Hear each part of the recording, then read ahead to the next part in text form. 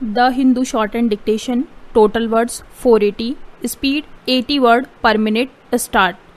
The disastrous leak of a toxic chemical that has killed several people and left hundreds sick near Vishakhapatnam in Andhra Pradesh comes as a shock to a nation struggling to cope with a prolonged lockdown. Residents of habitations around Gopalapatnam, close to the site where the algae polymers plant is located, passed out as the hazardous styrene vapor swept through the area at night. Several deaths took place as people tried to flee, and the chemical rendered them unconscious. There are horrific stories of people falling from buildings or into wells and ditches as they lost consciousness. They have become the first victims of the exit from the lockdown. When industrial units were allowed to resume their operations, styrene, the chemical involved in the disaster-struck plant that produces polystyrene product, is included in the schedule of the manufacture, storage and import of hazardous chemical rules 1989. The rules lay down strict norms on how it should be handled and stored. Although it will take an inquiry to establish what caused the incident, the company and the state government knew that the chemical was hazardous, characterized by poor stability under a variety of conditions that could even lead to explosive situations.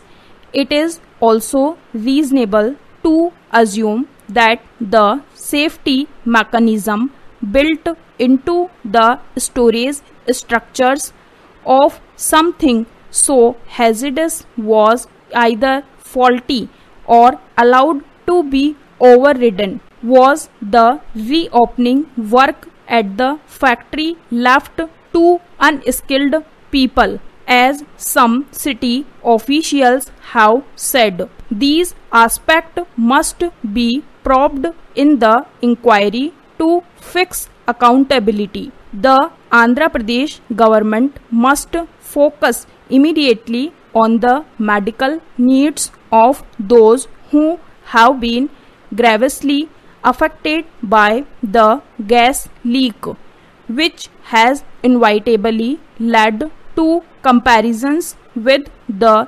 1984 Bhopal gas disaster. As a harmful chemical, styrene could have chronic effect beyond the immediate symptoms. International safety literature cites it as a substance that may cause cancer. There is thus no safe limit for exposure to it. Solatium payments and compensation for the victims and families are important, but so is access to the highest quality of health care for the victims.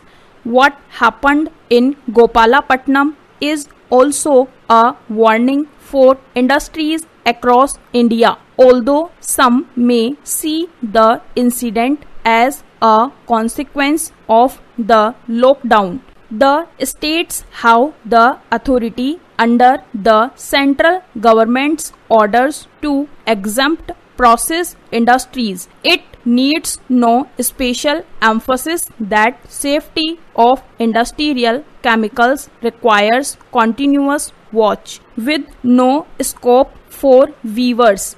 As India aims for a wider manufacturing base, It needs to strengthen its approach to public and occupational safety. Transparent oversight is not a hurdle to industrial growth.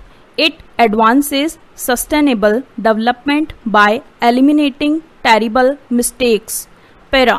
World Water Day was observed more online than in person this year on March 22, given the guidelines notified by the WHO in the light of the ongoing COVID-19 pandemic. Yet its broader aim remained constant: to raise awareness on the importance of fresh water and advocate for its sustainable management.